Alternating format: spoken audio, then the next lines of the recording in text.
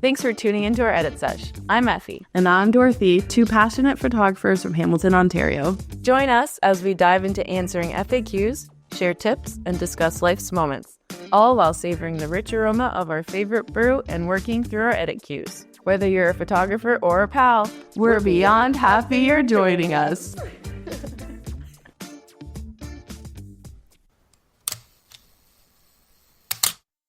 Oh, yeah. Hi. Hi. Okay, do you want to read it? Can you put your bagel down for a sec, or do you want me to read it if you want? Yes. Okay. Today we have Ashlyn on the podcast. Hi. I don't know much about Ashlyn. I just know that she is awesome. She's awesome. She hosts really great networking events in the industry. I wrote down a bio though. You can just read it. I just want to say what I know first. No, I love it. Go off the beaten trail. I love it. And I know that she has done work with Adobe, right? Adobe Photoshop? Yes. And Sony? Yeah. Cool. Okay, we will learn more. Let me read this. Okay, Ashlyn is a Canadian wedding and portrait photographer capturing art-focused moments on digital 35mm film and Super 8. Her specialty has accidentally but happily become her inventive, sometimes campy, creative engagement shoots, and most recently, she was honored to be included on Junebug's international list of top 50 engagement photos of the year. Wow. Which one is it? Do I know it? Have you posted it before? It's that one where like the spotlight was cut in half and it was the couple's like kind of a pink backdrop. It looked very sunsetty. Yeah. Oh. It was actually funny because when like the whole intention, I actually did a recent blog post about this if you like care to meander. But the intention behind the shoot was to kind of incorporate elements of the sun's phases, but in a studio setting. And so that photo that ended up being on the list was kind of reminiscent of sunset. And it was so funny because Business Insider did like a piece on that collection. And they described my photo being like, the sunset frames a couple in Toronto, as if it was like a real sunset, not in a studio.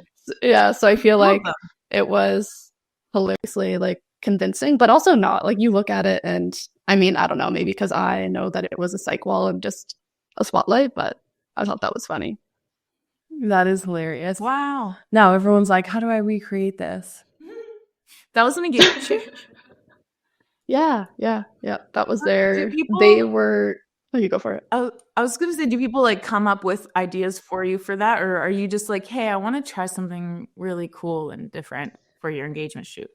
It's been a range. It's been anything like that shoot specifically, which I also talk about. One of my favorite parts about that was I did have complete creative freedom, which I obviously is like such a dream to have, because the only thing that I went on was that they were getting married in like a tropical greenhouse in Vancouver and they liked the color orange. So like that's what I kind of built that off of.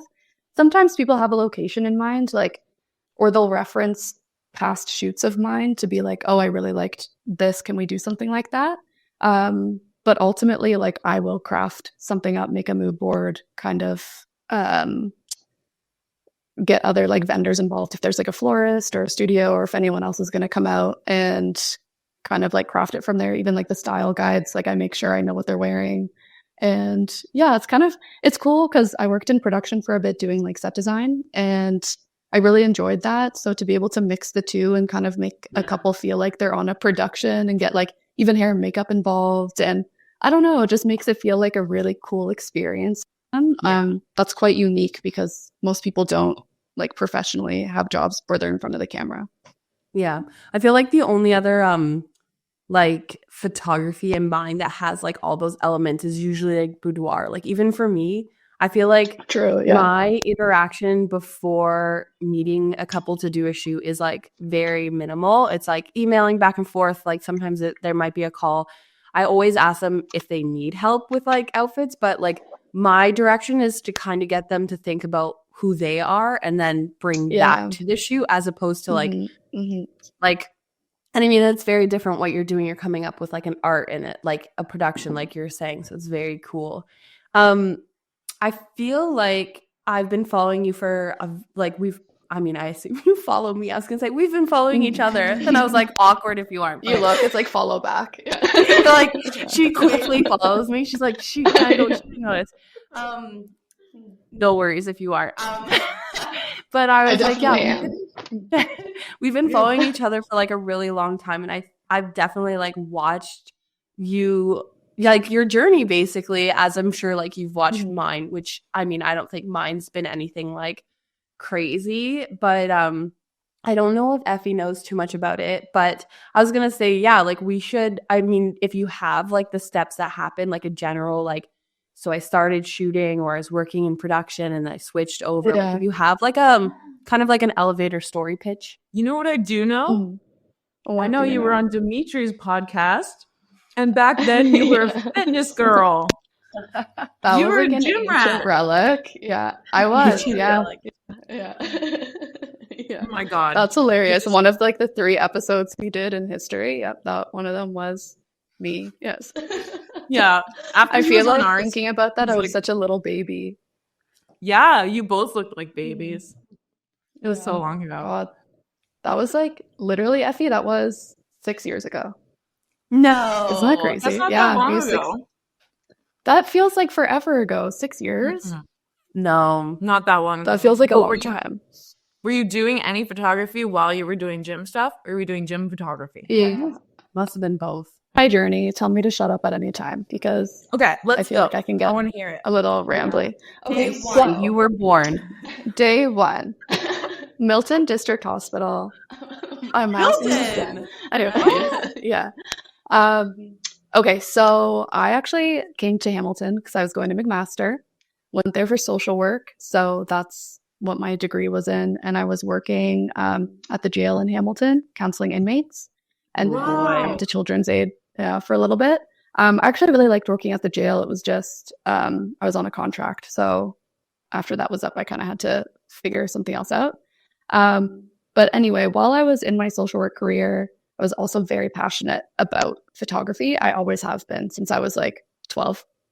So I decided to give myself 1 year, and if I could make it happen, great. If not, like I knew I had a career to lean back on, and I gave it a shot kind of thing. So I ended up doing that, and accidentally, again, like just a lot of accidents, I feel like, in my journey that worked out for the better. I found myself in weddings, and I actually, like, of course, you guys both know how sustainable that income can be. So it was a nice segue to being like a full-time freelancer. But I really quickly got pretty burnt out doing weddings just because of how repetitive they can be. And whenever I talk about how I like to shoot, and it's not because I look down on or I think it's wrong to shoot the other way. It's just not what fulfills me. That's like what the key to like longevity in your own journey, right? If you're not taking the kinds of photos or doing the kinds of like inspiring you or making you feel excited to get back to edit them, then you kind of have to pivot. And that's what like going to the wheat fields and doing golden out, like that's kind of like those like just they didn't fill my cup. And that's fine. If like anyone wants to do that, I love it for them, not for me. Yeah. So I kind of was even at a point where, which is so sad thinking about it now, but I was like, I didn't want to be associated as a wedding photographer. Like if Trav was introducing me to people, I was like, just call me a photographer. Like I don't want to be known as a wedding photographer. And then Trav, my partner, he was actually freelance as well, directing mostly music videos. So I started coming to productions with him. And then when budgets got a little bit bigger, I started doing like set design. And from there, I kind of like networked with people and ended up just doing production. Like, so I was splitting my freelance world doing weddings and then production design. And I just fell in love with that. I absolutely loved creating a world, going to these like massive warehouses with like anything that you could think of for props. And then seeing that like come to life on the screen was just a really, really cool thing for me to do. And then my origin story of where I am in photography now is that a couple actually, so I had 2 Instagrams. I had a photography Instagram and I had my production design Instagram, which I was more like, this is who I am. And a couple actually inquired through my production design Instagram asking if I did weddings. And they had no idea about my wedding Instagram because they were like, we want to do something different. We want to go to a studio. We want like a cinematic engagement shoot. And I was like, who are these angels that have come down on me? So we did that. And honestly, that wedding like just changed everything for me. Ernest and Sally, it was that, I don't know if you've seen the videos that I've made of it, but it was that like really greenery, foresty set at Mint Room. And then their engagement shoot was like the neon phone booth, the neon car, like it was, and they just those shoots both just kind of went crazy on social media. And because of that, I got such an influx of inquiries of other people that wanted to do it that way. Which was so fulfilling to me because that is just what I always wanted to do and how I always wanted to approach weddings and couples. But I felt like a little bit, because I was just starting, a little bit of pressure to fit into like a mold in order to be successful. But yeah, because of them, I just kind of fully leaned into doing things a little bit more like production creatively. And yeah, it's been kind of doing that since I think theirs was in 2022. So that's, kind of how long I've been doing that for. Wow. That's amazing because I get what you're saying when you say like things kind of accidentally happen. And also like I had a very similar like beginning. Like I was handed a camera and I was essentially like, if I can make what I'm making at my part-time job, then I'll just go do this. Because it will make the same amount of money, but I like it more. And then hopefully we can just grow from here. So it's very like similar. You're hoping I'll just try and see if it goes somewhere. Yeah. Also, what you're saying about like what you bring to the table is so unique. You have like an element and basically you're putting the two things together, which reminds me of like, again, like even Katie and Ryan and Brian's story. Like they had photojournalism and then photography and like art curation, and then they like molded it together to bring like an additional like element to like how they photograph things. And it's so true what you're saying. A lot of people, I mean, I could say specifically in Hamilton probably shoot the same way, but even I've been listening to a couple podcasts and the way they describe wedding photography is like, or like try to sell a workshop to you. They're like, come to a workshop, learn how to pose, learn these tips. And then everyone just becomes like a cookie cutter of the person that essentially taught them a few things, right? They're not going into something thinking, what can I bring that's original to me and do it my way? Which I definitely think I've had my own growth in that area, but I wouldn't say like it's quite as big as what you're describing. And it's really cool because I would say like I don't think too many people do productions like the way that you've been doing them for weddings and engagement shoots, and it's been like really cool. And there had to be, I think, like another, when you're talking about things accidentally happening, it's also a lot of blind faith and just like perseverance. I think a lot of my journey is not even about the work or anything physical or tangible. It's more about like a mindset and just been going, because of Ernest and Sally, and I got an influx of inquiries, but because I am so like imaginative and I really like wanted to give it my all until like last year, 2024, I wasn't making anything off of those engagement shoots. Like I was even losing money. So it was almost just like, there was a lot of times where pretty much every single one that I did since Ernest and Sally, like up to last year, I was like, I really hope this pays off somehow. I really hope this pays off because I just keep doing them and I keep investing like more than I should in these. And so it was really more about the work and just like hoping that it paid off one day. And I think that's a really hard thing as a freelancer to do, is to just like kind of sit on something and hope it pans out. And like, because a lot of it is like saying yes to everything that comes up. Yeah. Because obviously you have bills to pay. And the nice thing about weddings though is like the predictable income. So I think that's like the benefit that you do have. Yeah, me to take that chance. I wasn't really the type of freelance that Trav was, where it was like, the video's done, okay, what's next? Like month to month, it's more like I know what the year looks like, so I can take that risk. But a lot of like, hopefully people keep liking this, and now it's in a good spot. So that was going to be my next question. Like, what is the cost of these things for like this style of shoot where you're like building sets and you're like putting so much time and energy into like one session? And then like how has it helped you like build a career out of it? Like, I know you're working with brands and stuff, so like how has it all come to fruition for you? Yeah, the cost is a pretty big range. It's like can start, I think, on the if we find a perfect world, we just find a studio that works and we don't really have to make anything out of it. So that would just start at $850 and then plus any studio costs. And then a lot of people do opt for, I think you guys both know Taylor, my makeup artist friend. Yeah. Love her so much. So she hops onto a lot of these and does the hair and makeup for like the couple. And so that would be like the starting end. But there was one where they wanted like really involved or really elaborate florals. And that one was like $10,000. So it sounds so crazy to say, but yeah, it was because there was some travel involved. So they paid for my travel.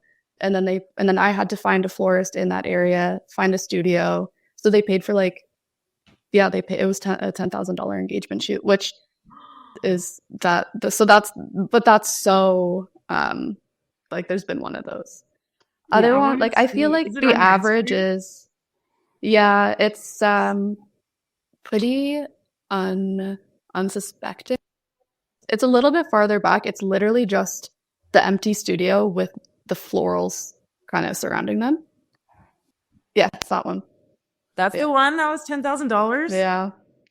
Yeah. But you built the flower set, right? So I got a florist out there that and she like incredible work. The way that she made it look just kind of like this whimsical meadow, I feel like is a lot harder than people think. And the certain florals she picked and everything. Like a big chunk of it was the travel too. It's like they ultimately paid for Trav and I to go out and stay a few days to make sure we could get that done. But I think like if you want set design, it's probably going to be like 2,000 plus. But if we can find a studio, it's a bit more. I think it's a bit more reasonable. Like $850 plus the studio rental is usually what that's like. The time it's kind of just about the time that I spend with them too, because we spend time brainstorming a concept. I go out and location scout for them and compile a list. We talk about availability, and then from there I also do like a mood board based on what kind of posing they can expect and what kind of vibe maybe the lighting will be. And then once that's like greenlit, then I do a style guide which like lays out the wardrobe, and there's always a bit of back and forth with like photos being sent and like kind of being like, yeah, that works and stuff. And then it's the shoot day, then it's the edit. So it is a pretty big, like I still don't think I really, if you broke it down to how many hours I put into each one, I don't really think I make much off of it. But now what's nice is that a lot of people are like that I have their weddings are also opting for the engagement. So that's kind of the payoff. I wouldn't say the standalone engagement shoots are really like what I'm standing on for my survival of paying my bills. Right. They're just like really fun to do. And then for your weddings, like how is your style like incorporated into those weddings? Are they quite different than like your average wedding photographer? I think that it's more, I've heard Dorothy talk about this before, where I have always just preferred to go in without a shot list. And like those weddings, I feel like I don't really attract those people anymore. I don't think so. I don't have to worry about kind of giving that spiel. But yeah, I never really worked that. It's kind of the opposite of like living in the moment, and being authentic, which are two really important things to me as well. But what I found is that I'm attracting clients that are having a lot smaller of celebrations. And I find when you have a smaller celebration, whether it's at someone's property, like just kind of a venue that allows space, when it's smaller, there's not really a schedule. Like there's the ceremony and there's maybe the time that people sit down. But other than that, it's like you're able to craft a timeline that kind of aligns with, oh, if we want to go off and like, let's go look around this property. We'll hang out, like bring drinks, bring snacks, and we'll really take our time with posing. We'll really take our time finding the right spots in the venue. So I'd say those are like, that's how it's incorporated, and it's kind of reliant on the couple, because I'll still do weddings where it's like the 8-hour day and then getting ready, like, you know, you go through the motions. But I think every location that I'm in on a wedding day, I'm looking for ways to kind of be creative, I guess. On top of like capturing the moments as they happen. Do you help with any sort of set design at weddings? So the most I do on wedding days is if I'm in Toronto or if I'm in an area where I know there's studios close by, I will, and we have the time, I'll recommend to book a studio, which I actually would recommend like anyone do for portraits if you're in a space that would, or if you're in a timeline that would allow that, because it gives you variety. Studios for like an hour or two booking are pretty affordable when it's like in the grand scheme of a wedding day. It's like 75 to like 95 an hour. And it takes you like away from the noise. You can do some really cool family portraits instead of just like the everyone in a line. So it allows for a lot of flexibility, a lot of just like quiet chill time and experimentation, and like really memorable. It's a memorable part of the day and really memorable photos. So I always recommend that if there's time, to try to incorporate a studio on the wedding day. The studios are doing some really cool things too, and there's like a quick changeover of their installations. So that's always fun.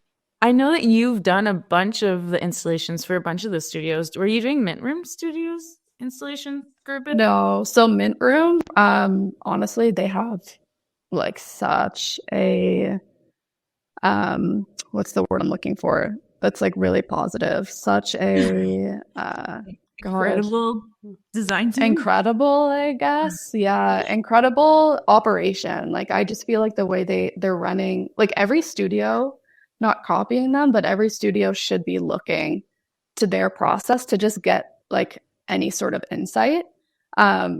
Because just the way that they have their variety in rooms, the way that you know what I like about them that I feel like I relate to is they invest in their sets. That is a result of them like putting money into their sets and making something incredible, because anytime you go visit them for one of their installations, it's all like it's a world. Like you walk in and it's like any angle you shoot at, it's not just a small like corner, it's the whole room. So I really admire the way that they approach their installations and how they rotate them. I think almost like every 2 months. I think it's a bit more frequent than quarterly, but yeah, I love how they're doing that. For me, I was just doing millworks. Like I was just doing them for Danielle. Which so those were awesome too. That's what I handled. Yeah, I work with a florist a lot here called the Blooming Iris. Her name's Iris. And she does really incredible work. And she's the one that actually just did the phone booth, because I recommended her to do. I think she's doing like the first 6, and then I'm just doing the Christmas ones this year. Oh, you are? Mm-hmm. It's crazy because I was going to say like Hamilton, just like we don't have almost any good studios. Like Millworks. Yeah. And I would say, I mean, no offense to Millworks, love Danielle, but like I've been shooting there for years. And so, like you're saying with like in studios, like they have a range of like different rooms and stuff, but I mean, she does switch things up. I feel like they're doing more than ever, but also like I've just shot there so many times that for me, it's not exciting. For my clients, it might be still. And so I don't ever like 100% like persuade anybody from shooting there. But yeah, for me, I'm like, well, it's not that exciting. But I totally am. Yeah. Cause I feel like a lot of, and she did those updates, which is interesting. It's funny because my dad actually did those. the arch bookshelf and like the sorry, and the cottage like this. Nice. Yeah, he did a really good job. So that felt like the start of like an update because the cottage got like all drywalled, so it was like, oh, okay, like this could be something different. The bookcases, I mean, I think there's a challenge with lighting there as well. And if you're not bringing in your own, then it would be tough to even like light those bookcases properly, or in a flattering way for your clients. So I think there's some challenges there, but I think there's huge room in Hamilton for studios to pop up because the amount that I'm in Toronto is crazy. Just because it's not in Hamilton. If it was in Hamilton, of course I would be here. But there's a lot of room. There's a lot of room. There's a lot of abandoned houses or buildings in Hamilton. By the way, if you ever wanted to open. I do. No, I literally do. I've been on the lookout. I feel like I haven't found the right space yet. Because you want I would love a studio. Yeah, you need it to be like a lot of windows, or like you need to have like a good bones where you can add windows. But then like you think of say Cotton Factory or Creative Craft Studios or whatever, like both those buildings have like really good bones and they have really nice windows, which obviously like you can put windows into a space, but that's a lot of money, whereas like if you're leasing a bigger building and putting like infrastructure into something that's already like halfway there, I don't know, I don't feel like it's around. I'm like, I keep looking at like car garages. Yeah, that would work. Yeah. So I'm like, I really look at what field work has done because I'm like, it's not that elaborate. Yeah.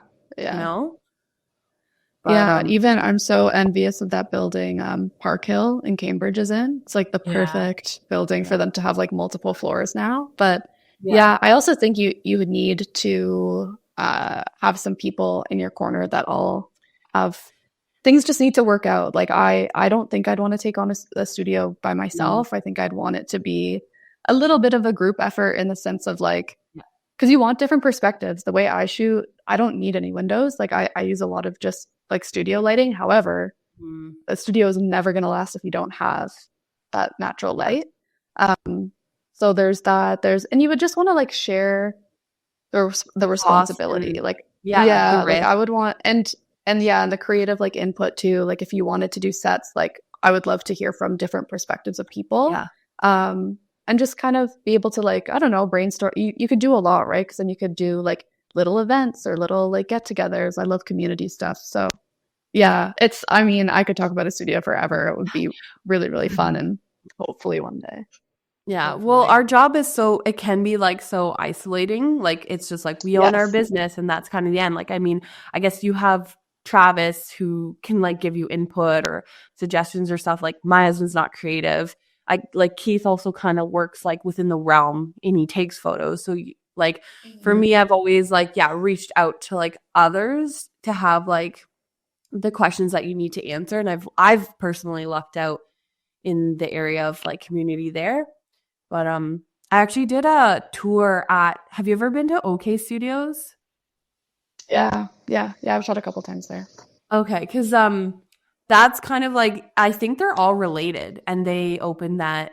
I think there's like 4 or 5 of them and they're all in different things. It's like, I think film and home decor and photo editing, and I think one of them is a carpenter, but I could be wrong.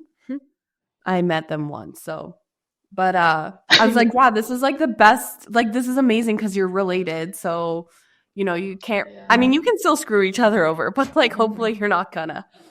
And it seems like they built something like really cool. I haven't personally had the chance to work there, but when I went to go tour, I was like, oh, this would be maybe fun to do, like, an actual like Christmas hosting, or because I was doing that creative like hangouts with the headshots and stuff.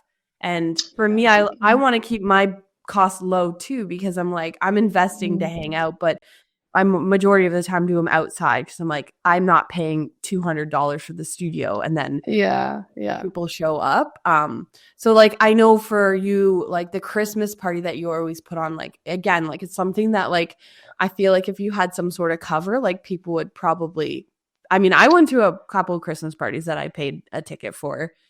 Yeah, I was like trying to figure out. I'm like, do I like charge for this, but then like the ticket would include your drinks, or do I? Luckily, Fairweather is just such another incredible like Hamilton, like company that I just pay like the venue rental, and then they just trust that we'll like with everyone coming, we'll get close to the minimum spend, if not like hit the minimum spend. So they don't like keep me on the line for that.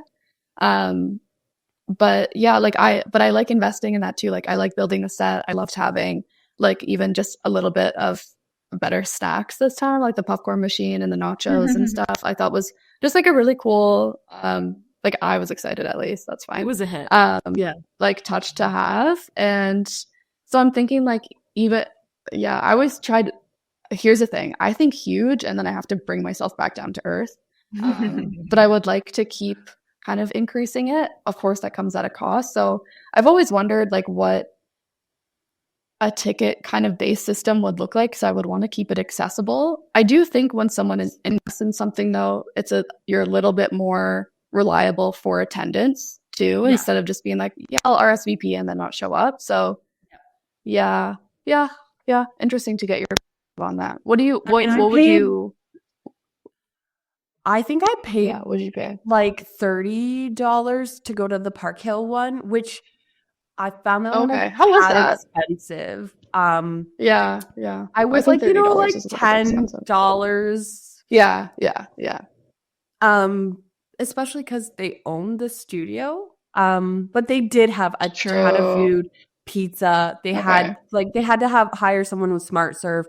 You know what I mean? So I could see their cost being like pretty high because it wasn't at like say a brewery where they have the ability to serve you alcohol. So that I think was a large piece of the chunk. But I mean, I don't know everybody that attends yours. I talk to like a fair amount of people. I really should try to like connect more, and I actually think Taylor does a really good job of like walking around and saying hi, and like literally just like she like floats around in this like bubble and is just like the warmest bright aura.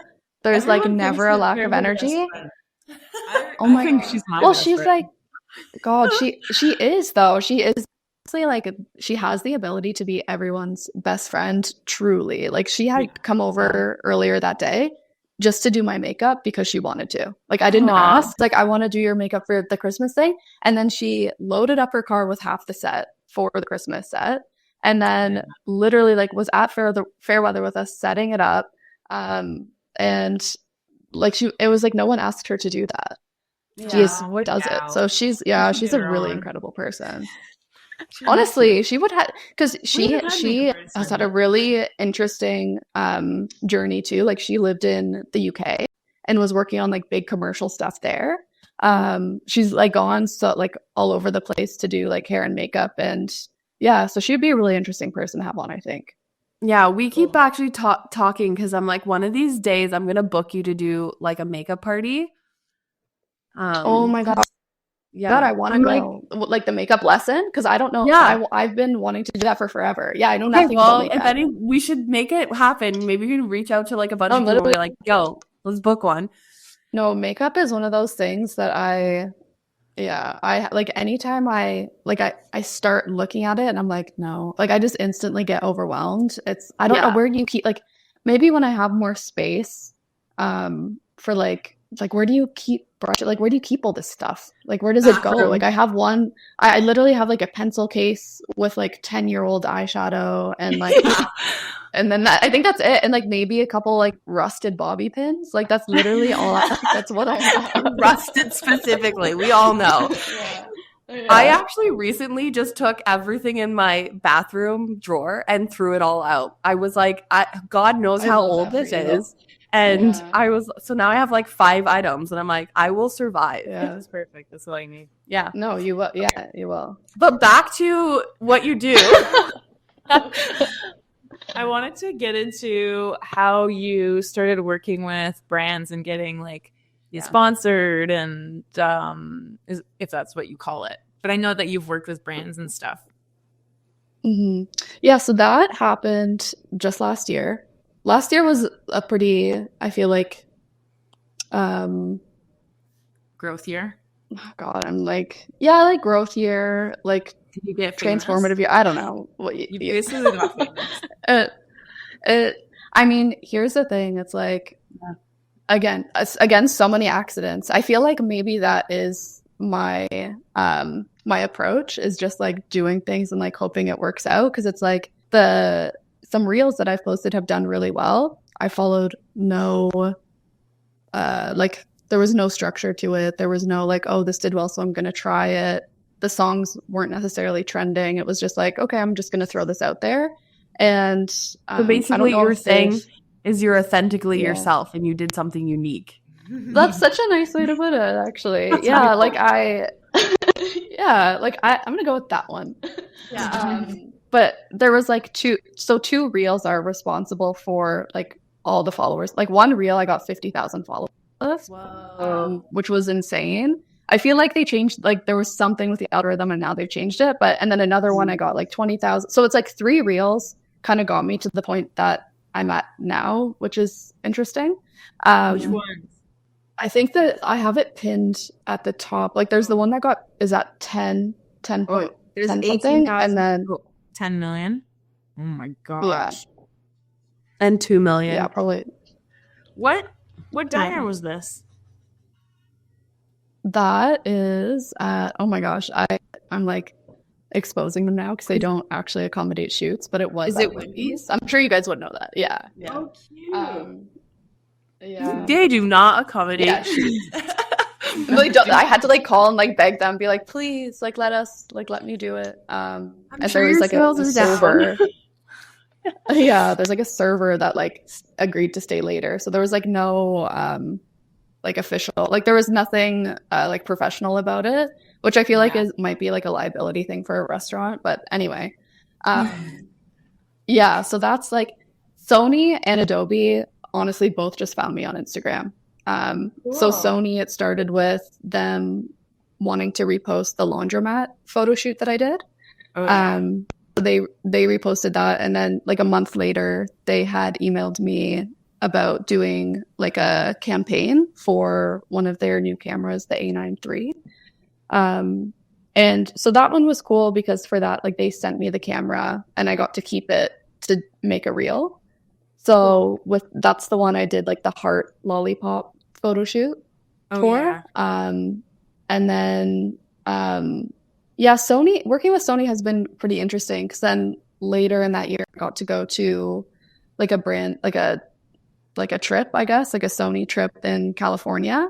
So it was their Kando event where it was like I think like 400 creators just from all around the world getting together at this like resort in California, and they had some really cool things. Like one of the activities that you could do was there was like a wall of model headshots, and you could just be like, I like her look, and book them for a time slot, and you got input on like the outfit. Like you could be like, I want it to be a wedding look, I want it to be a 90s look, I want it to be this, and then you go and get to shoot with them.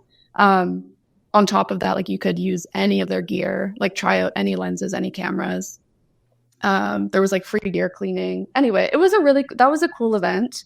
I think the location was a little bit challenging because it was just like a resort. So kind of, there wasn't like anywhere to adventure off of after. It was just kind of like, it just looked like a resort, like a hotel kind of thing.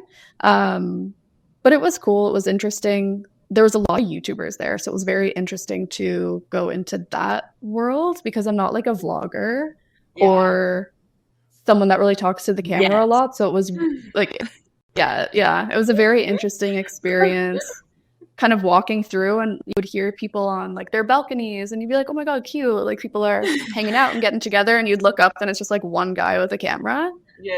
So that was like an interesting like world to kind of like, I felt like an outsider there in that sense. Cause just like the rigs that people had, like just talking to themselves was really interesting. But Yeah, that was cool. Adobe, I just did kind of similar to this. It was a podcast situation. So I did like a shoot, and while we were talking, I was like editing a photo and kind of going through that. I remember that one. It was like it had to be Photoshop. Yeah, it was the TV one with the fish. Yeah. Which is like, I mean, sorry, Adobe, I don't really know Photoshop at all. Like I taught myself that in like 48 hours and had that photo pre-edited. Because I like of course I wanted to do it, but I'm like, guys, I don't use layers Photoshop and you're ever. No, I did. I was like, so here's what I did for the TVs. And then like I kind of just talked through what I did. Like I did not live edit. Plus my computer's a little bit old. So I was like, I'm not trusting like Photoshop to run smoothly at the same time as like running this podcast. Like that's never gonna happen. Yeah. Like the cooking shows. Just accidentally. Yeah. Exactly. And they just like swap it out. They're like, it's been 10 hours. And then someone else made it. Yeah. That's cool. But yeah, nobody would judge you for that. No, that was like the brand part. Again, accidentally. I think it would be cool to learn how to like maybe approach brands with more of like a concept that would align. Because I would like to do more just like portrait stuff, maybe not just exclusively couples. So yeah, maybe that's something in the future to think about. I think now that I've worked with like two bigger things, I'm a little bit like anti-corporation right now. So they do have the money, so we should use them. Yeah, I think what I think it is that I would work with them if it could just be like my idea and they would fund it. Like the Heart Lollipop shoot, it's like they sent me the camera, which of course has a value, but I paid for that shoot. Like all out of like I paid for the studio, I made the Heart Lollipops, like I did everything on my own, which I think that in the future, if it was something like that, it would be like, do you have the budget? Like here's a concept I'm thinking. I think it would work really well with like X product or whatever. Would you have the budget to like accommodate something like that? Yeah. I mean, it might just be you have to ask. I bet like... Oh, for sure. Yeah. 100%. Yeah. Do you know I'm anti-corporation right now? It's a little bit like, I feel like, okay, there was an era where there was like this top 1% of influencers. And maybe you knew that they had to say something positive about everything that they posted, but it was like a very small amount. But now I feel like companies are leaning a little bit too much on just like shelling their products out, knowing that it's only going to be positive reviews. So I just don't really love that, because even the problem that I had with the Sony camera was the campaign was to promote it for wedding photography, which does it have really cool features for weddings? Yes. But it was almost like promote it in a way that this is the camera for wedding photography, where it's I would have never... It's like a $9,000 camera body. I never would have spent my own money on that, nor do I really want to ever make people feel pressured. Yeah. Something like that, their wedding photos are going to be lesser than. So I think that's my qualm with it, is like, how do you promote something that maybe they're like more honestly, I guess, instead of just being like, this is it. Like, how do you say like, this is cool, but you don't need it. Like, this is cool, but like, there's alternatives. Yeah. Like, that's a good camera for like nature photography, where you have to take like 25 shots of a bird flying, like, and you have to get quick focus. Like, it's really not sports. Yeah. It just comes down to like, I mean, humans are on the internet looking at things with, a sense of like, this is a commercial. Like if I'm following an influencer, like I'm going to look at what they're doing and assume that they were giving this product. Anytime I see anybody being like, oh, this is how I shower during the day, even if they're like a mom influencer and it's like not a paid ad, I'm assuming you got that for free. Otherwise, why is it in your video? Yeah. So I think yeah. Yeah. That's sorry if you were to make that video, I would be like, yeah, you can technically use any camera. We all know this, but you could just talk about like the attributes of like why you could possibly have said it was like, good for, or the best for weddings, and people would figure out the rest. But it is hard. You obviously have a conscience. Yeah, I do. And I'm a really big believer in accessibility. And like my first year as a wedding photographer, I edited on Lightroom on my phone. Like I didn't even have a desktop. Like it was amazing. Like there's always a way to make it happen. And I think that's great that you look at ads like that, Dorothy, and I do too. Like you have that kind of filter, but there's people that are more vulnerable that just like really they really want it and they won't look at it like that. And I think that's why people can sell those courses that are like, make 6 figures as a wedding photographer and blah blah blah. I can look at that through a filter and be like, no, but there's people that buy it. And sometimes I just think that like the way ads are done are a little bit inauthentic, maybe not very fair, and they kind of target people that are more like vulnerable and yeah, I don't know, maybe people need to learn how to have the filter instead, but yeah, that's what our workshop will be on. Dorothy and I want to do a workshop. We were thinking about it, but it's accessible. Oh my gosh, tell me about it. We don't have so it was really funny actually because we just want to hang out with people. Yeah, so it'll be a workshop. Yeah. Well, it was really funny because like Effie, like she has a really good workflow, I find, and it's something that never really came naturally. I want to hear about that too. And I I'm like even we did a mini session together. So she had 25 clients, I had 25. And then we just basically 25 in one day. Yeah, it was a lot. It was like not even 6 hours, 5 hours. Wait, like 25 and you did 50 in one day? Yeah, it was for real. You guys are monsters. You guys are monsters. And also terrifying. Like leading up to it, I was like, she kept complaining, and I was like, it's fine. Like, I don't know if I'm gonna be able to do this. You're like, do you know, you guys are just sitting there one day and you're like, do you know what would be like a really cool form of torture? 50 sessions in one day. Yeah. Let's try it. I didn't know what I was signing up for. Listen, I was like, we shoot weddings. How hard could it be? Also, like, I'm postpartum. I'm not fit. So I was like, Effie, you'll be fine. Like, freaking, like, lift weights, rock climb, go golfing. Like, I was like, stop complaining. Anyways, we have this workshop or the mini sessions, and you know, Effie sends like after she's like already edited them, and I'm like every spare minute like editing them, and she's just like, yep, through AI, they're done. And then she sent like a spreadsheet with like, you know, like her spreadsheet was like links for each gallery, which one was downloaded, how much, and I literally am like, I didn't make a spreadsheet. Also, like, I can't tell you who's downloaded them. Like, I just like, oh my god. So, I mean, I just we did it differently than I would personally normally do it, where like you get 5 free and then you can buy more. So it's just that's not how I normally operate. So yeah, she had this like whole spreadsheet thing, and I was just like, I think I was talking about it. I was like, yeah, you definitely have like a lot of like things in your ability that like people don't think of. And I had a new second last year, and the things that they did, I was just like, you need to find someone to help you learn some of these things, because it's gonna make your life easier. And for example, one of the weddings that they did not hand the SD card over to the primary photographer. They were like, I'll transfer these to you like via like we send it or whatever.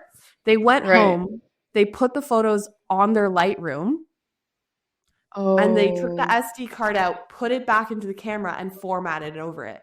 And I was like, those are gone. Like, oh no. Like, where is your Lightroom gonna save those images from? Oh no. Oh my god. That was like one of your weddings? It wasn't my wedding, but he was telling me the story at my wedding. Which I give this person an SD card at all of my weddings. So I was like, I'll be fine. But I was like, never, ever, ever, ever, ever delete anything off an SD card before it's like saved in like multiple places and sent to the primary photographer. Like, I literally was like, get on Amazon right now. Hate Amazon, but like get on there and buy another SD card, because that is ridiculous. But like just stuff like that, you know, like simple mistakes that new beginner people make.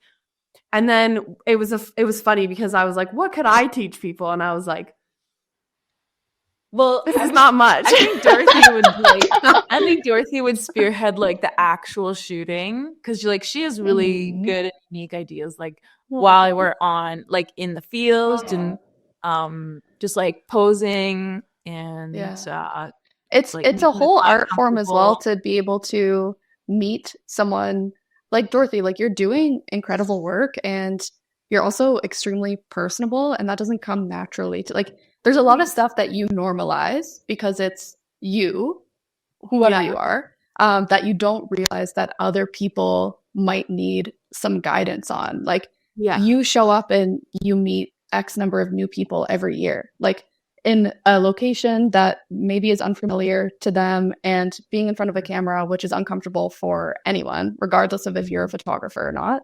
And you make them feel comfortable, and that shines through in your work, Dorothy. And Effie too, but on zeroing in on Dorothy right now. And you are like really talented with like pure, candid moments, and making things feel like they have motion, not motion blur. Like your moments just feel like they're coming from something. They're not set up at all.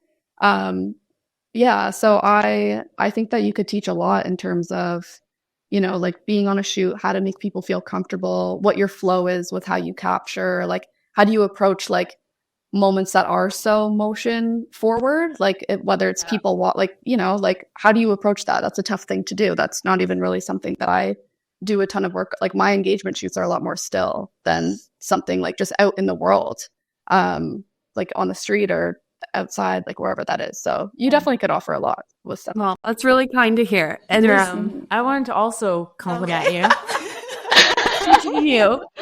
Something that I've noticed when we go out to like a location, like if I went out to this location, I'd be like, I don't know where to shoot, like maybe in this spot. And then Dorothy's like, oh, this place is great. This place is great. This place is great. And like she like turns nothing into something incredible. It's like it's hard for me to see that sometimes. And that's another like hugely valuable skill, because that's like so important in engagement shoots and on weddings too, because you're off the cuff, you're on the fly, like at every point in that day. So you got to know how to look at something and be like within 30 seconds or less, be like that's where we're going. This is where we're going out of this big like venue. This is where we're like that's a skill too. That takes years to. It really does. I remember. Well, because I was seconding for Nautical Studios, and I remember like when I first started, he'd like show up to a place and be like, right here, and I'd same thing. I'd be like, why did he pick that spot? Sometimes I still think when he doses people in front of a trash can. Well, okay, yeah. I mean, we do live in Ontario. There's not much going on here. Yeah, so we have thought about it, and it's like, it's like the idea to be accessible. Like we want to make some money to take up art, like to give back to art time. If we have to book a studio, if we have to print something, but like it's not like we're like looking to make like a couple thousand each in a day. But and also like Effie said, like we want it to be like hangout, community building, learn a little bit from each other. I love that. Yeah, I really like that. Okay, let's start to wrap it up, but I just want to hear about like what you have on the horizon. What's your year looking like? Any cool projects coming up? My year. So, oh my gosh, this is like not photography related at all, but Trav and I just bought our first house. I actually knew that. Where? Did you know that? I did know, because you guys had a dinner with somebody in the area. Yeah, we're travels. This area is very tight knit. You moved into the Gage area. Are you my neighbor? Yeah, Delta. Yeah, I get that. We moved at the top of April, so that's kind of where my head's at now. Is so I'm not really taking on a lot from now till April, just to like be able to be excited about that and kind of get stuff organized. And then wedding season starts. I did want to spend this year doing a bit more like professional development. So whether that's like some personal creative shoots or, you know, like doing some more like learning about lighting or about, I don't know, just like whatever. I just wanted to spend a bit more time like skill building, because I feel like when you get too busy, you end up just kind of you learn as you go, but you do the same thing over and over, I think. So a bit more time doing that. Weddings are pretty domestic this year, but like still some cool travel. Like I'm in Vancouver a couple times, in Calgary a couple times, Montreal. So that'll be fun to kind of stay close to home. I'm actually excited to not be too excessive with travel this year, and yeah, just like stick around. But otherwise, I just want it to be like a more grounded, thoughtful, slow year. Yeah. We can hope. We can hope. I'm sure that'll all unravel by first month April, but into we can the hope. summer. Like, ah! Yeah. What about you guys? What are your hopes for the year? I always take it really slow until like May, which is just like my time to get my energy back and like go to the gym a lot. And I just like do lots of little random activities. I'm doing like a golf league, and then I signed up for pottery workshop. Until like May, I'm just on the DL, which I love. Nice. Yeah. I love that for you. Thanks. What about you? Yeah, I mean, I'm focusing on health, maybe too much. Might be giving myself more anxiety about I'm just learning too much about the world. Yeah. Yeah. And people are like, Dorothy, like this, everybody knew this like years ago. And I'm like, I just didn't look into any of it. And now I'm realizing you can't eat anything. Oh, God. The worst. Just the worst. I know. But yeah, I started a 12-week like gym thing. So nice. Been doing that. That's pretty exciting. And then yeah, just booking weddings. And I actually quit second shooting. This is my first year hoping to not do it. Like if someone's in a pickle and I'm free, yeah, that's different. Shooting. Yeah, I'm just gonna charge you a lot. It's okay. I budget for it. My clients will pay you. Yeah. Like, yeah, if there's like a really fun wedding or someone's in a pickle and I happen to be free, like sure, whatever, sign me up. But you know, the years up until now, I've been like pre-messaging people like, do you got anything for me? Can I put them on like books? And I work around my own weddings, and I always enjoyed it because I do find I would push myself to be a lot more creative at those weddings too, because you're like, oh, I don't really need to like actually deliver anything here. Not pressure. Yeah.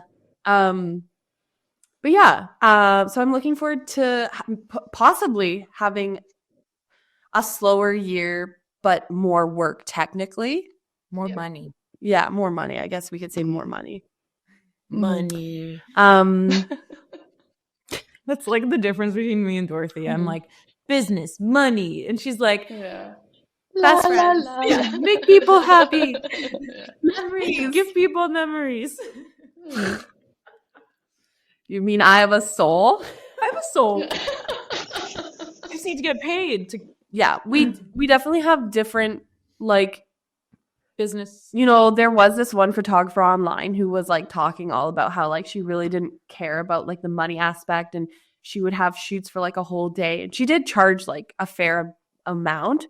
But then like I found out how much her husband made, and I was like, there is a reason why you take on like one session a month. Like your husband is loaded. I know. Well, that also is what I mean, like when I come back to like being, I don't know, like the transparency behind things, and just like I get like a Dorothy, like again, like you are asking the questions and like going through that filter. So yeah, that's like yeah. Anyway. Yeah, there's no problem with it, but like I remember seeing that post and actually like partially feeling maybe bad about maybe it was like a moment, you know, where I was like maybe I'm working too much, and then I was like, well, no, you're not. Well, that's what I mean. It's like not allowing like people to kind of feel that guilt or feel like oh, should I be charging so much that I only have to do one session? Like, should that be the standard or whatever? And if I'm not doing that, then that's bad. Like, and I should feel bad. So, yeah, it's tough. Yeah, social media is tough. I actually have an app right now that to 6 every Monday to Friday. What's it called? Opal. Opal? I'm using be present. It literally just kicks you off after a certain amount of time. I'm doing the opposite. I just scroll until I feel unwell, and then I get off. Yeah. This one, it's like literally blocked. I can't do anything about it from 9 to 6 every day. There's nothing I can do. Wow. Yeah. It's tough. It's tough because I do have a lot of clients messaging me on Instagram. See, I feel like I would benefit if it was available 9 to 6, and then after that, because you can set it. You can set it to whatever you want. This was a really, really nice chat. This was so fun. I feel like we should chat off camera sometime. Yeah, we should. We're apparently going to start a studio and have a makeup party. So yeah, and host that. Yeah, I love our future. Yeah. Our future's looking bright for the three of us. Ashlyn, can you tell the listeners where they can find you on Instagram, social media, or wherever? Absolutely. You can find me. I'm trying to think of the social media I have. Pretty much just Instagram or TikTok, I guess. At JustTheDaisies, and that's pretty much it. Or you could go to justthedaisies.ca and admire my website that I've been working very hard on all by myself. So I put a lot of effort into that, and that's all. That's it. That's all. Just the Daisies. Amazing. I'm like, we didn't touch on why your name is Just the Daisies. I'm curious. I was all of a sudden like, wait, why is it named that? We have to go into it. Do I say it? Yeah. Oh, okay. Okay. So, oh my gosh, so fun. So my other Instagram was another like foundational like pillar of mine is that I really believe in the balance of everything. Like there can't be like the balance of everything. That's how the world like stays. I don't know what would happen. It would be chaos if like things were imbalanced. So my creative Instagram is called Doom and Daisies, and to kind of represent balance. But then my wedding page, I was like, I feel like it's not a great marketing tactic to have like doom associated with weddings. So I was like, might be Just the Daisies because it's just the good stuff. So then that's kind of where that came from. And yeah. And then growing up, my like mom's friends used to call me Ashlyn Daisy. So I just I also like that nickname. So yeah. You'll have to plant some at your new house. I am so excited to have like a garden space and like oh my gosh, Dorothy, yeah, for sure. It becomes a problem, let me tell you. Dorothy's garden has become her entire front lawn. It just gets bigger and bigger. Listen, I've had my you know what? It's a good garden to have. It's very good for the environment. Just not your bank account, but you can also people are really happy to split their plants. So if like you're like, hey, I just got a house, like anybody splitting stuff, like I got a lot that way. And then like as I knew what I wanted to do, like I kept like every year I'd be like, okay, I'm gonna buy like these 2 plants, and I kept taking grass out of my yard, like literally like probably like a foot or 2 every year. I would take grass away and plant more plants. I planted like 150 bulbs last fall. Wow. Oh my gosh, that's so cool. Yeah. And also, so squirrels like bulbs. So I put down like a metal mesh thing and sprinkled like holy stuff all over it. So I was like, don't you dare take my bulbs. You dare. Yeah. Don't you dare. Yeah. I will come for you, squirrels. Yeah, seriously. Anyways, we'll have to get you some daisies. Yeah, that'd be awesome. Okay, love it. Anything oh my gosh, thanks for having me, guys. This was so fun. Our pleasure. Just Effie's pleasure. It's mine. Yeah, no, you know what? I just really appreciate you guys for taking the time and thinking about me to have a conversation with. And I feel like I've really, especially like buying a house here now, really grown to consider Hamilton like my community and home. And yeah, I'm just really excited to, I don't know, see like the rest of your guests that you have on and hang out perhaps and be in a similar neighborhood and all the good things. You're so sweet. We also very much appreciate you. And we love that you like invite us out to your parties and stuff. And you're like building a really great community here. I mean, I was so excited about her Christmas party. I'm pretty sure I messaged you like a month earlier and was like, hey, are you having this year?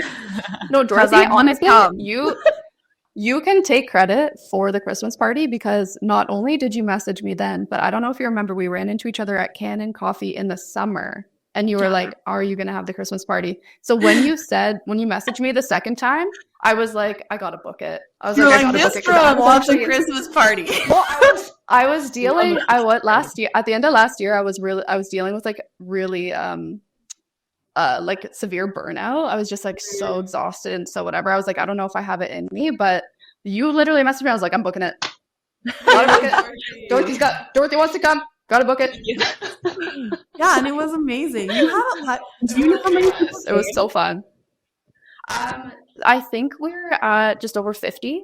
So that was great. Yeah, really good, really good turnout. Last year, the first year I think was like 20, 25. So yeah, over 50 was awesome. It was a good little sense of growth for that for sure.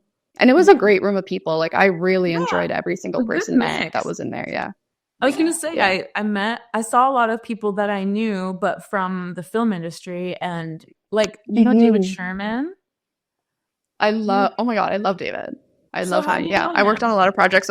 So when I was in production, I worked on a lot of projects with him as DP. Yeah. I volunteered at Kojiko with him when I was in high school. Oh my god, that's so cute. Actually, it was my fun. Co-op. I didn't volunteer. It was co-op. I was getting credit. He was volunteering. Oh, nice. Yeah. Well, I will plug David's movie that he DP'd called Influencer. I don't know if you've seen it. Shudder actually picked it up. I think it's on you can get it through Prime. But really cool like independent film. Like it was such a tiny crew. So when you watch it through that lens, it's a really impressive movie that they were able to kind of put together. Yeah, if you're like into the thriller genre, I would recommend it. Oh, I gotta watch it now. I'm scared. Okay, this is like the most Italian goodbye. We said goodbye like 7 times. It's like you know when you're a real adult when you say goodbye like a few different times on the phone at somebody's house. You like, okay, I'm gonna leave. You put your shoes on. You're at the door. You talk for another 15 minutes. It's like basically half out the door right now. Yeah. She's driving. I'm like every couple minutes. Okay. Have a great day, Ashlyn. Thanks again for coming on. Bye. Of course. Okay, bye. I'm thinking that I'm gonna start making kombucha. What is the process? Have you looked into it? Yeah, so I just bought you need like 2 glass jars and like a cheesecloth and a rubber band for the kit, like the kombucha making kit. Yeah. And so I just bought those, and then I bought 2 bottles to like put the kombucha in like once it's brewed. So you buy this thing called a SCOBY. It's kind of like if you make sourdough bread, it's like the same thing. Like it's a bacteria, I suppose. A good one, not a bad one. And you have to like feed it / ferment it. So have you ever made bread? No. Oh, okay. I don't know where would you get a SCOBY? So you can buy them at the grocery store? Like Goodness Me has them. I don't know if the grocery store has them. It's just really interesting because the other day I was talking to someone and you're like, where did the first SCOBY come from? Where did the first starter come from? Because you're like, it's obviously like a bacteria that was fed and fermented, but like you're like, where did the first one come from? I don't know. I did not Google it, so I don't know. But yeah, basically you take like whatever tea flavor that you want with the SCOBY, and there's usually sugar, and then typically you want to use distilled water. And you have to take, same with when you're making yogurt, you have to take like 1 cup of the thing that you're making. So yeah, anyways, it needs to stay like a certain temperature, and then it's usually like you brew it for like 2 weeks, and then you can add fruit or whatever you want, and then that's it. My biggest concern is it has to stay like a certain temperature. So I'm like, okay, I'm a tad nervous about that, but yeah, how do you regulate that? You just keep your house at a certain temperature. I mean, I wonder, you know, when you start something and you're like, it has to be perfect for it to work. And then like baking or cooking, you know, you're like, oh, I have to follow this perfectly. And then when you know how to do something, it's like you just throw it together. Yeah. So I wonder if like kombucha is kind of like that or if it's like really picky, you know? Probably. We will see. Yeah. Good luck. So yeah, that's my exciting new life. It's like, it's so weird. Like, just like, it's like did you ever have a Tamagotchi growing up? It feels like that. You're like, I'm just going to feed this little, like, sack of, I should show you what a SCOBY looks like. Okay. So, like, that's what it looks like. Oh, interesting. Yeah. It kind of looks like dough. It looks like fat that's, like, solidified. Show me again. Oh, yeah. That's gross. The whole concept to me is like really weird because like you put this in like sugar water, right? It just seems really funny because I'm like, it's not a living organism, it's a bacteria, and then it ferments in this bottle using sugar and water. I'm like, it's kind of like you're eating its urine. Essentially, that's what it feels like, you know? Yeah, true. Somebody's gonna be like, Dorothy, that's not how it works. It is a weird concept. It is. Even my brain, the making bread thing is weird too. Yeah, my brain like really gross. Can't figure things out. Like the other day I was talking to somebody about compression stockings. Yeah. How do they work? They just compress. But how is that helpful? I don't know. Exactly. Like, it's like, oh, your muscles are tight. You should put compression stockings on. Okay. Oh, you have varicose veins from being pregnant. You should put compression stockings on. Yeah, no Why? idea. Why does constricting my leg help it? I don't know. Do you know what I'm saying? Like, who came up with this? I have no idea. Do you know when I was saying that, like, Seinfeld conversations are my favorite? Like, this is it. Like, literally when I'm like, I need to know everything there is to know about compression stockings right now. Like, except first, I'm just going to bitch about it. That's the fun part. Have you never watched Seinfeld? No, I fucking love Seinfeld. Like, literally, like, Elaine will be like, do they not have big salads here? I know, it's true. Yeah. Oh my God, Seinfeld's so good. I don't know. It says improves blood flow in the legs by applying gentle pressure. I guess kind of like a massage. Oh. And then gradually decreases from the ankle up the leg. This pressure gently helps prevent blood from pooling in the legs, which can lead to swelling, pain, and other issues. That's what I thought. Oh, so they're tighter at the ankle. It just, like, it confused me because people wear compression sleeves. They wear compression things all over their bodies. Yeah. So I guess it's just wherever you want to prevent swelling. Yeah. Oh, I have a question for you. Oh, yeah? It's not from me. It's from Laura Forbes.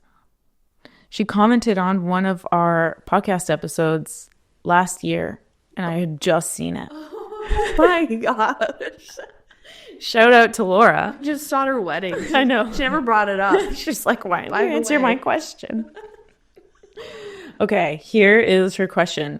Do photographers ask permission when shooting in restaurants / coffee shops / public parks, etc.? Would love to hear about the general experience, good and bad. Yeah, so, I mean, it's like one of those things where people are like, what? Ask for forgiveness? Yeah. Not permission. Permission? It's way easier. I think it ranges. Like, you know, there's certain places, obviously, that are allowed. Like Downard Castle, I think it says if it's not a wedding party, it's free. Yeah, I'd say most public spaces, you don't really need a permit unless you need it for yourself. Yeah, and also like unless it's like a huge production, like photographers are coming in with like a camera. Yes. If you're coming in with like lights and like a setup, you definitely need a permit. Yeah. And also conservation areas, you're technically supposed to get a permit. Do we? No. Depends which one. Yeah. Like RBG, I wouldn't. Except for Princess Point. Like the actual ones where like Like the rock No, garden. Princess Point, you wouldn't get a permit, but all the other ones you would. Yeah. Because you have to go in through a gate and you're paying a price. Like, they will know if you're taking photos. Yes, exactly. Yes. And then... I mean, you're allowed to bring a Park. camera into these places. So I was at the Gage Park Greenhouse with Maisel, of course, because I go like weekly. And I saw somebody like with a camera and like two friends like walking around taking photos, and I was like, you're definitely doing photos right now. Yeah. And like it's such a small space, it's obvious. Yeah. And there's always staff there. Always. Okay, I did a photo shoot there and we had a permit and I didn't see one staff member. No way. Yeah. I mean, I go weekly. When did you go? Like a Friday, Saturday? No, I think it was like a Wednesday at noon. Yeah. Maybe it was because it was noon, but like I'm there. I mean, I typically either go like morning or afternoon. Yeah. And there's been a staff member every single time, sometimes like 3. True. Yeah. It's not like I wouldn't do that one without a permit. Yeah. Plus the permit's so expensive for that. Yeah. Yeah. But like coffee shops, I think you would typically ask. You definitely ask because it's awkward, and also like it's just, it's just like common courtesy. Yeah. And also like most places are like pretty much like if it's not busy, if you're not in people's way. Yeah. And then you can also ask like, hey, when's a slower time? Yeah. So then that's like a benefit for you. So like I've never had somebody say no. Yeah. Like I feel like maybe one place said no, but I can't remember what place it was. But other than that, like every single place is like, sure, no problem. And like if there are people like in the space, like if I was working at a cafe and like people came in, I mean, I'm a photographer, so I'm a bit biased, but like I would totally be fine with it or move. And I always tell people that are in the vicinity, like, I'm avoiding getting you in the shot because I also don't want you in it. So like your face isn't going to show up. So it's true. I don't think there's, unless you're being like, like really loud. And also I keep it to like a minimum. Like I'll be like, let's do 20 to 30 minutes in here and then go somewhere else. Like if you're doing an entire shoot, maybe not ideal. This guy named Conrad Jobset in 1950s created compression stockings or socks. We could go down a rabbit hole of reading about it. This episode is just about compression socks, everybody. So hope you like it. Listen, we're over 30. He was a German engineer. Oh. It took somebody with an engineering degree to create socks.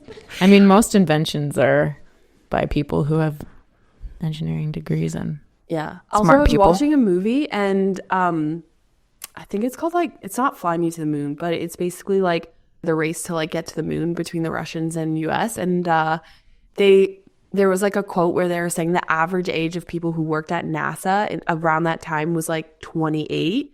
And Ruben was like, there's no way that is true. And so I Googled it and it's true. Yeah. Like the average age of the people building the space shuttle was 28 years old. Like, yeah, well, they just like finished school, they did their masters, they're probably the smartest people with like the most relevant experience. Yeah, but like up to date knowledge. Worked on anything else. Like I remember when like I went to school for graphic design, there like my profs would be like, the learning trajectory after you get out of college is like it's like so high. Yeah, because they taught you how to make things, but they didn't teach you anything about the industry or like anything.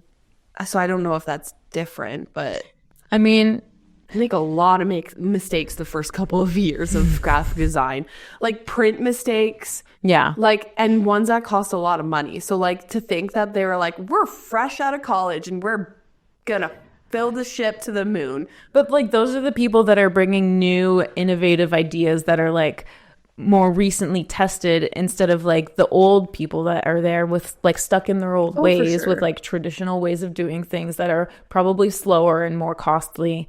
Like it just makes sense that like new people have. Yeah, but I feel like what's shocking to me is like, I'm not saying they should be 45, but like 28's not that young. Like 32. No, 28's like your prime. No, because like, yeah, I mean, yeah. But like, I'm like, you're out when you're like out of college, what? You're like 21, you have a job, and then you have like, you work there for a bit, make a couple mistakes. You're on to like your second like job, you know? Yeah. I guess around like 28. But I was like, I just feels like over 30 might have been like a safer feeling.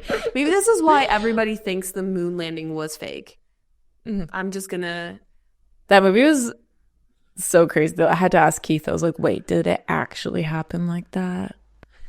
I mean, I don't know anymore. I don't think I so. used to just believe that it happened. Wasn't fake, and now I'm like, I don't know. It wasn't fake. Ruben said one of the biggest reasons why people think it's fake is because there's like a ring of radiation between us and the moon. Yeah. That like kills anything that goes through it. So, but that's not true because we've seen lots of video streams coming from the moon. I don't know. We probably should talk about things that we know about. I'm pretty sure it's like very common to see stuff. Okay, I love how you said there have been many. I'm like, there's been 6 successful crude oh my gosh, I cannot speak. Crude moon landings from 1969 to 1972. Our podcast should just be us Googling things and our reactions. Like, listen, people want to know things. Like, come on, somebody let me know if you believe if the moon landing was real. Oh, no. It's going to be a conspiracy podcast. Hey, views. We might go viral. Between my kombucha rant, compression stocking rant, and the moon landing. Oh, my gosh. Okay, anyways, I talked about what I'm up to. Also, actually, last thing is, have you heard of red light therapy? Yes. So my gym has one. Yes. And so... You've been doing it? I have started doing it. How do you like it? I don't know. It's like it's like being in a toaster, you know? Except it's not warm, right? Is it a little warm-ish. It's not like a sauna. Like you don't sit there and sweat. It's only 10 minutes that I'm doing. Yeah. Like I got toasty, like a toaster. That's nice. Mm-hmm. He said like your energy levels should be like higher within like 6 hours. But he was like, if you like fall, like if you like crash hard, like he's like, maybe we went to like bright or whatever. Mm-hmm. But I was like, it's hard to judge because I'm like, I also worked out this morning. So like that could make me crash, you know? Because it usually makes you tired. Interesting.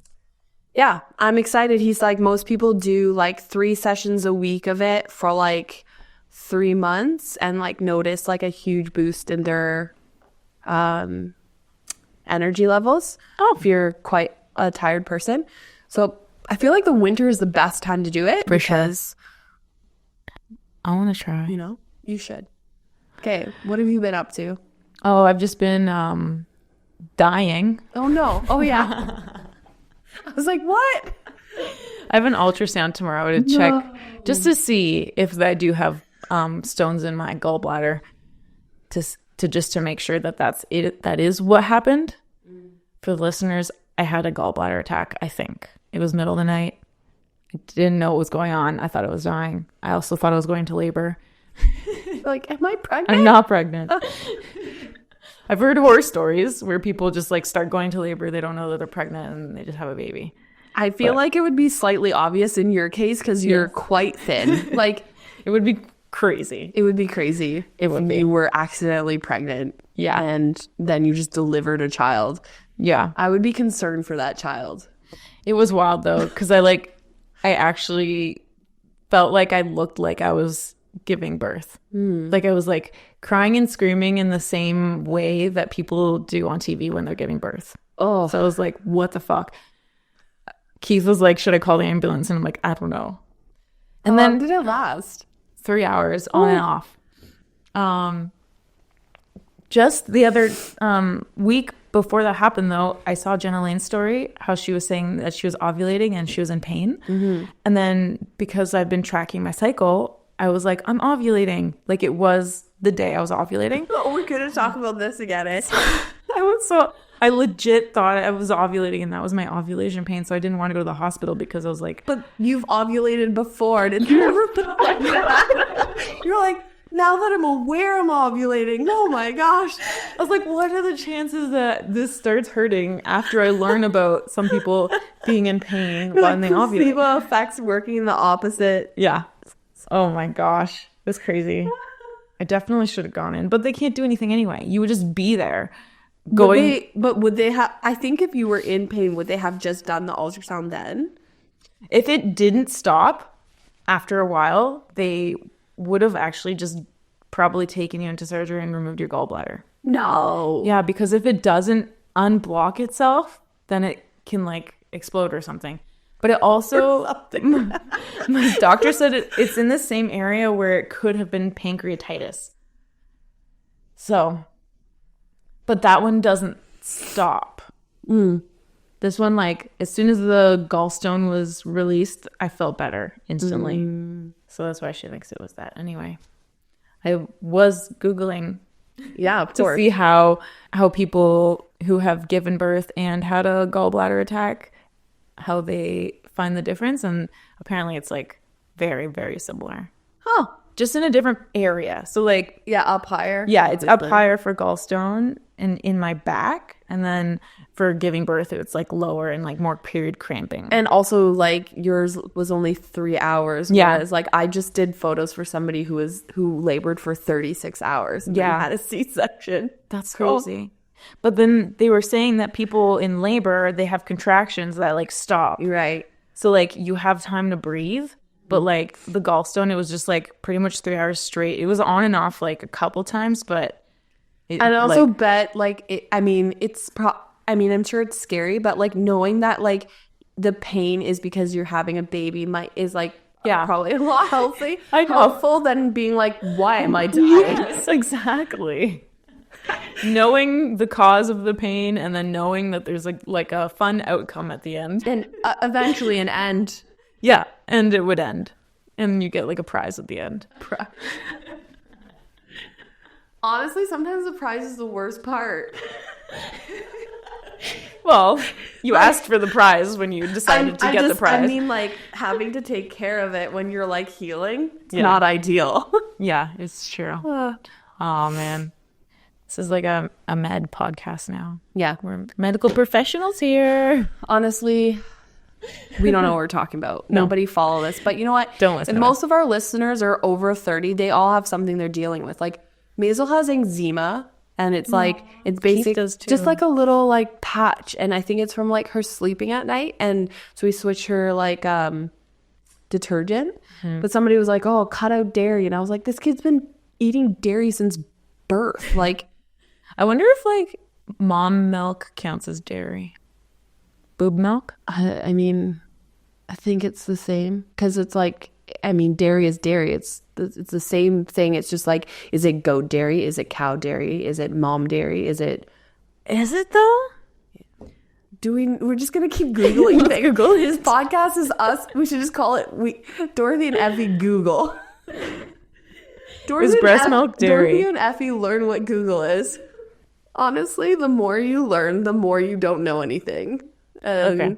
It says, yes, technically speaking, breast milk is considered dairy. There you go. Dairy just refers to products that are made from the milk of mammals. And we are a mammal. And you're a mammal. I am a mammal. Isn't that there like a Friends episode where the guy's like, Homo sapiens? And he's like, that's okay, buddy. I'm a Homo sapien. Oh, man. Okay. You know what's really funny is like, I think, didn't I say like when you told me, I was like, you should get a naturopath, and you were like, no. It's just so much harder. I know, dude. I would rather just remove my gallbladder. Honestly, you wouldn't. So if you should take the easy way out. You should Google what happens if you remove it, because you need that body part for a reason. So no, you don't. It just stores. It stores it. There's no way you don't need a gallbladder.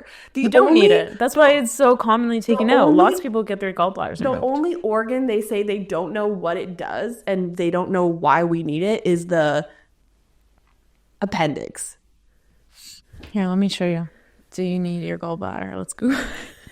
You're like, no, you just have one for no reason.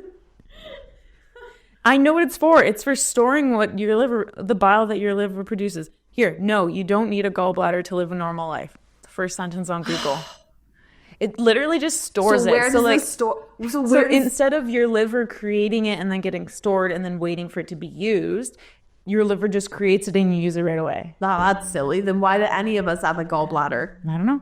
Literally, I have no idea. Oh my gosh. I feel like this has gone sideways. If your gallbladder is removed, your liver will continue to produce bile, which will flow directly to your digestive system. I swear to say, I'm a doctor. Oh my God, I'm so smart. Now type in if you have, what's your disease again? Ulcerative colitis. It has nothing to do. It's completely different organs. Unicliv. I'm always like, this word is so difficult. Should we change subject? I feel like we should just have like a BT role, like BTS role, where I just say words incorrectly. We would have a really good reel of that. I mean, you too. A compilation. Like when you're reading Ashlyn's intro, you're like, it's hard. I mean, yeah, it is hard. People make sentences that are hard sometimes. I feel like that should be a book. People make sentences that are hard sometimes. I'm like, that's like a run-on and incorrect. Thank you. Thank you. Last week I helped move my grandparents into a retirement home. Oh no. No, it's good. It's a good thing. They're not like too old where like they don't know what's going on or like they don't want to. They know they probably should so they can have more friends and like talk to people and socialize because they're kind of lonely at home. Apparently that's like the number one thing that kills people is like being lonely. Yeah. Lack of community. Yeah.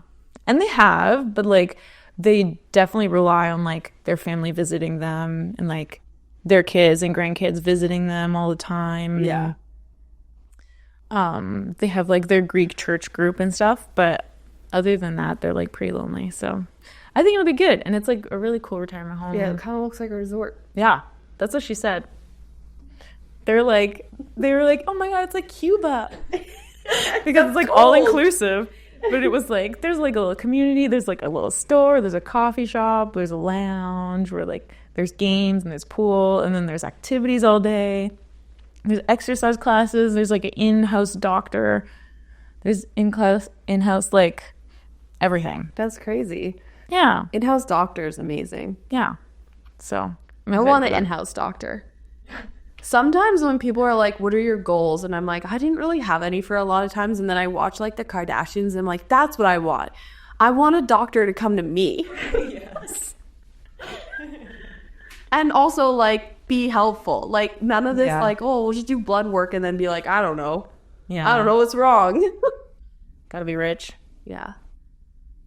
Also, it's like, I mean, it's kind of mean to be like, remember at a podcast I sent you and you were like, I'm perfect, I'm fine. Like literally the next day you had a gallbladder so intact and I was like, I know, it actually happened very closely to that. The universe was like, no Effie. But like we still don't know why it happened. I know. It's just because you're over 30. Sucks. Did they say it was because you upped your protein? No. That's ChatGPT was saying it could be kidney stones, it could be gallbladder, but it's most likely gallbladder. And the causes of kidney stones are sometimes increase in protein. Did you get blood work done when you went to get checked? No. Oh. You should ask to get blood work done and see if you're deficient in any of those. Well, I get blood work done every 6 weeks. Right. With my infusions.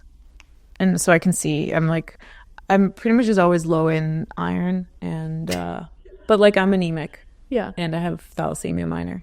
So like it's just a thing. But iron isn't one of the ones that said that it would cause it, so the problem is probably the birth control. Ooh. But that's a whole other thing. Birth control, I've been trying to get off of it, but I can't. Seems like the worst thing to ever take. I'm gonna be honest. I know. I've tried multiple times to get off of it, but like my face just like does not approve. Just give it time. I did. Like 2 years. I cannot. I hate my life when it's full of pimples. I hate it. Do it in the winter. It doesn't. You have to go outside. It just doesn't go away.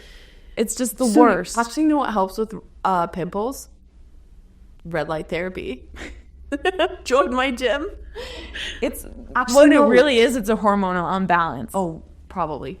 And I don't know how to fix that other than just completely changing my diet and like, yeah, that's what I'm saying. I always take the easy way out. Like, take my gallbladder, give me the birth control, give me the medication that keeps me in remission from my ulcerative colitis. Like, there's a reason why you take the easy way out, because you already have an autoimmune disease. So like, same with me. Like, I sometimes, like, I feel like I'm in a very overwhelmed place whenever like something new happens. You're like, oh man.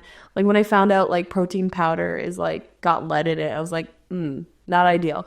But then somebody messaged me on Instagram and they were like, these are scare tactic headlines, and there's like a way to like read them. But I didn't just read that and say like, oh, protein powder is evil. Like, I looked more into it and found out like it is true, and it says it's a safe level of it. But I'm like, because I have Hashimoto's, they're saying like even the safe levels is not ideal for me because my body is already stressed out. So if you're like a regular healthy individual that you don't have much going on, it's probably perfectly fine for you. For me, however, I'm like, well, I'm trying to be clean right now, so like I'm not gonna be taking protein powders now. So you know what I mean? I didn't like I was sad, but I didn't like completely freak out. But and the thing is, like, it's not like they're adding lead to it. No, they're getting it because it's in the soil, in the vegetables and plants that they're putting in. But that doesn't mean that the vegetables and plants that you're eating are completely don't either. Exactly. So like, and it's like the spray and all that stuff. But then they were saying like organic is like and like plant-based is by far the worst. But then I did read up in like how to pick a safer protein. So there's other ones that are, I think it's like NSF approved or whatever, and then they said like collagen has protein in it, so that's technically better. So collagen better. So I was like, okay, well, I already take collagen, so it's like not the end of the world. How much protein? But you don't. Again, also like it's a conspiracy, because like this is where like it gets so confusing, and I'm like, can someone come on the podcast and like teach me things? Yeah, we need a nutritionist. Like literally though, because like half the time I don't even believe them. But like somebody was saying like, oh yeah, 30 grams of protein per meal, and it's based on your weight. Yeah. But then somebody was saying that like it is a strain on your organs, and that is too much. So then it's like, try your best, try to like have more protein, but also I suppose like don't try so hard. And like actually when Ashlyn was talking about balance, I was like, this is why like balance is really important. Like when things get out of whack, it's like it's like a spiral effect, and we're like we're like trying to fix, basically we're playing defense, it feels like, in the world, because like, you know, we had whole foods and we had things grow naturally. We had sunlight and we had water. And then we started making things and like creating things and, you know, synthetic things and plastic things. And now everything's out of whack. Like our water's out of whack. Our minerals are out of whack. Our food's out of whack. And it's like, well, what are you going to do? What are you going to do? What are you going to do? And now Effie has a gallbladder still. And it's because there's not balance in the world. So... yeah. I mean, you don't want to put stress on your body and like just learning all these things and like trying so hard to like be perfect and like eat the right things is just like going to strain your body more than it is just like eating normally. Yeah, it's just you do your best. Yeah. In areas that you can. Like if you feel like you can take it on, then whatever. Like, you know, and I've cut dairy and gluten, and now I'm not going to be taking protein powder. It was like, whatever. And it's like you add to your plate as you learn more, and I feel like that's what I've been doing. Like every time I learn something more, I'm like, oh, okay, well, I'll add that, I suppose. But yeah, what are you gonna do? It was a very 30-year-old conversation. I know. I hope all of our listeners are 30. We should probably talk about like a dishwasher next or something. Wait, we did talk about a dishwasher. Was that you and me? Where the guy was like, I bought a new dishwasher, and he said he had to get an app for it. Oh, yeah. Because he couldn't run a half load without the app, and I was like, I didn't know you could run a half load. Yeah. I don't know why you couldn't. You just stop it. Or like, does it mean it's only half the cycle, or does it mean it's only half of the dishwasher's full? What is a half load? Google it. No, I don't want to talk about this. All right. Okay. Should we go into like a tip and then shut it down? Yeah. What kind of tips we got? Oh, did you know on your flash, your camera flash, on camera flash, you know the hot shoe like part? A camera, you have a hot shoe, and you have a flash. Yeah. And it's on the camera. And where it attaches in the hot shoe, yeah, the bottom of the flash sometimes will like break. Sure. Never had that happen in 10 really? years. Really? Yes. Oh, both of my flashes. I don't know what you're doing to your cameras, but yeah, okay. I like run around and hit things. But both of the connections on both of my flashes have broke. Okay. It still kind of works, but it's not great. You can, instead of buying a new flash, you can replace the hot shoe part. Did you know that? Like that seems like common sense, but I mean, I've never been in that predicament. It wasn't common sense to me until I was just about to hit purchase on a new flash, and I was like, there's got to be a way to fix this. And then the piece to fix it is like $3. Yeah. Have you never brought your cameras to, I guess I've never mirrorless. No. Yeah, I've never gotten anything so extra anything. I've had my cameras like cleaned professionally, which you can do yourself. Yeah. But like I don't want to. And then they'll recalibrate all your lenses to your base. Oh, that's good. Maybe I should do that. So I used to always I don't think you have to do that with a mirrorless. Oh, okay. So yeah, I used to bring it in all the time, and they would be like, this is broken off your camera. And I'd be like, how imperative is that? And they'd be like, not really. I'd be like, great. Yeah, true. You know, like the back piece where the viewfinder. I was like, it's not called eye hole. Can't be right. There's like a little slip over it that's rubber. Yeah. I never have put mine on. Yeah. And also, my Mark IV that I just sold, I still had the plastic on the screen. And I was like, oh, it's going to be clean and pristine condition. Scratched. I took it off and it was like warped. Oh no. I guess like the sun was like cooking the plastic to the screen. Oh no. So it looked like oil in water. Oh. Oh well. It sold. Nice. Yeah. So hot tip. Hot shoe. Don't break it. If you don't get a new flash. Just get a new part for your flash. Just basically, before you buy anything, Google, can I fix this? Yeah. Exactly. And like, what other tips are there? Like, oh, if you format an SD card, there are programs out there that you can retrieve those photos as long as you don't shoot over the SD card. Like if you... Oh, delete it? If you put it in your computer... Delete the file. No. If you put it in your... So you shot on this card. Yeah. You put it into your camera. Like you take it out. It's in your bag. You put it back in. And you hit format. And you're like, shoot, I just shot the whole session on that. Like, whatever. If you do not continue shooting on it, you can put it into your computer and basically get a program. And you can retrieve those photos. Yes. So my hot top tip is like, don't shoot over formatted cards then. I feel like everybody knows that. Well, I mean, you should shoot over formatted cards after the gallery is delivered. Yes. I have like I keep my SD cards in, it's like a little Tupperware thing. I think people put beads in them. Yeah. It's like a bead organizer. Blue? Mine's not blue, but similar. Yeah. Yeah. So then I just use like a dry erase marker. Oh. And I write the name of the person who I shot on top of the case. Yeah. And then I don't use that card until that gallery is delivered. So I basically I do it similar but different, of course. I just have one that's like a big one. It has slots in it, but it's not differentiating between like wedding or whatever. And one just says weddings, essentially, 2025, 2024. As I shoot, I just throw them in there. So you never use it again for the whole year? And until the wedding's done. So basically, like, how do you know which card has which wedding? Well, slot 1, 2, 3, 4. Like, I go in order. Oh, okay. So I assume the front ones. So I check them. You should never assume.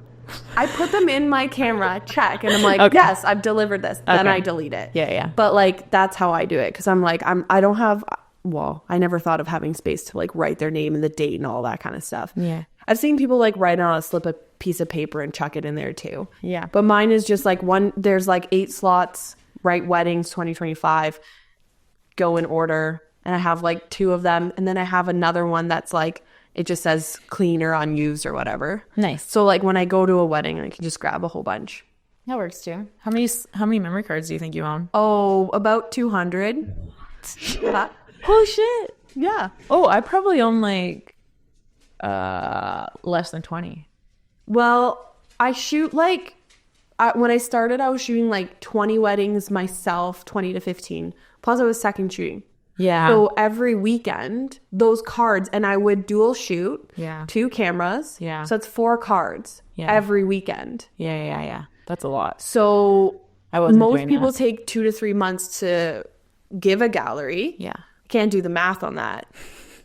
So, but then I still needed for the next coming sessions. Yeah. If you're shooting every week. And then for family sessions, it's the same thing. Mm-hmm. Obviously, I'm delivering those quicker, but same concept. Mm-hmm.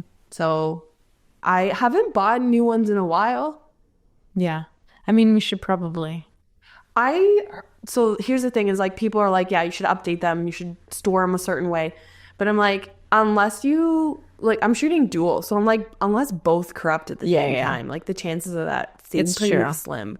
Anytime there's like any chance of like, if I think there's something wrong with the card, even just like a second, I'm like, this is gone. Yeah. So that's probably a good indicator. Yeah, totally. Some people write the date that they buy it though on the card. I'm like, yeah, that's not a me thing. No, me neither. But yeah, we have other ways to prevent loss. Yeah. So. And I also have 2 cameras, so it's like the chances are like I switch back and forth. So that in itself is also like, you know, if 2 of them corrupt on this side, it's like I have a whole other camera. Yeah. So what are the chances? And both corrupt? Also, I typically shoot with a second. Yeah. So there's no way you're never not getting any photos from me. Yeah. You'll get something. You'll get something. I've been really excited to start bringing my film camera. I was taking so many film camera pictures. Dude, get them to Bellet's already. I kind of want to just like shoot all the rolls now. I'm pretty sure I text you like weekly being like, I want to know what they look like, if they're any good. Like you shouldn't just keep shooting forever. Like you got to know. For the point and shoot one, like what can I really do? Do you have flash that you have to turn on or off, or is it always on? No, I turn it on. Oh, okay. Well, I don't know. It would be good to get a roll developed so you could see what it's doing. And like, also, what if you don't like that film? Like, what film did you get? Well, so the point and shoot one came with a roll of film, and then what was it? It was 400 color. Porsche, Kodak. It was Kodak 400. Since what it was? Okay. It came with Kodak 400, and then in my good Nikon, like my Nikon film camera. You have had a roll in there since I met you. Yes. That one's a really good one. I just realized, so this is what I did. I didn't know what roll was in it. And for those cameras, you need to know what roll is in, like what the ISO is or whatever. Yeah. And I didn't know. And I was like, I think I was like 4 or 5 shots in, and I didn't know if I had set the camera up right. I would assume you would have when you put it in. What was it at? Like 400? I don't remember. I think it was at 3200, which is what was in there. But the way I figured it out was I went into my room under my covers, and this is what we used to do when we used to load the Bell and Howells in school. You opened it? Yeah. So like you have to go into a dark room. For you. This is what you would, I know, but I literally used to do it like year 1 and 2 when we would shoot on Bell and Howells. We would have to load an entire reel of 16 millimeter film into a Bell and Howell. You go under the covers, and then you either do it in the dark, or you like put your phone on like a red screen. And then it's like a dark room. Yeah. So then I just like used the red screen to see what film was in there. So, I mean, if anything happens, it'll only happen to like the first 6 pictures. You need to finish both rolls within the next month. I will. I'm on shot number 8 or 9 on my, and that one's black and white. Oh. It's like P max roll of 36. I think so. So you're on shot 10. you have to take a photo a day for the next literal. No, I take like a couple a day now. So like Well, actually, that would be a really fun experiment to force yourself to like take 2 shots every single day. You're like, yeah. At first they'd probably suck, and then like maybe as you got more into it, they'd be like more creative. They're all like of Juno and Keith. Okay. So the rule, we should actually do this. Okay. A challenge. Okay. Like, because I'm leaving for Nashville, so I have an unfair advantage. When are you going? Thursday. Okay. Because I was gonna say we should do this for the next month. Like, that's okay. You can treats a day. You can do them in Nashville. I know, but then that will like. I'm going to say you can't take a photo of Keith or Juno. Oh, that's okay. I'll go out. Okay, I'll go do things. Well, you do a lot of things. You like you have pottery. When do you start? March. Oh, I know. Do you want to do it in March? No, I mean I won't have. I'll be literally my hands will be in clay during pottery. Photo. We took photos at our class. Yeah, I'll try. Okay, let's just do it till the end of this month. Okay. All right, we're done. Okay. Bye. It's 12:30. I know. You gotta go. Okay. Bye.